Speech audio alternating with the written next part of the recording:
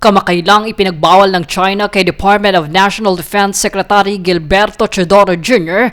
at sa kanyang pamilya ang pagpasok sa bansa at pakikipagtransaksyon sa Chinese entities. Samantala, kinondena ni Alyansa ng Bantay, Kapayapaan at Demokrasya Chairman Emeritus Dr. Jose Antonio Goytia ang hakbang ng China laban kay Teodoro.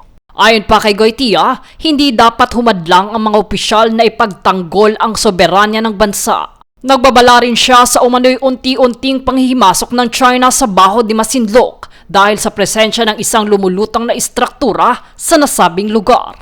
Giit pa niya, bawat pinalalampas na paglabag ay maaaring magbukas ng mas malawak na panghihimasok sa hinaharap. Dito nananawagan naman si Goytia ng pagkakaisa ng mga Pilipino sa pagtatanggol sa karapatan at soberanya ng bansa sa West Philippine Sea. Ayon naman kay Armed Forces of the Philippines o AFP West Philippine Sea spokesperson Rear Admiral Roy Vincent Trinidad, nakabatay umano sa international law at 2016 Arbitral Award ang mga naging pahayag ng kalihim.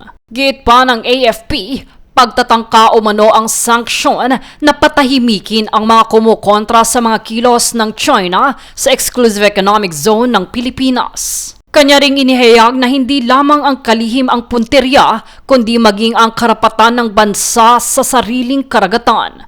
Tiniyak naman ng AFP na magpapatuloy ang kanilang maritime at aerial patrols sa West Philippine Sea. Jade Buhoy, nag-uulat para sa Golden Nation Network.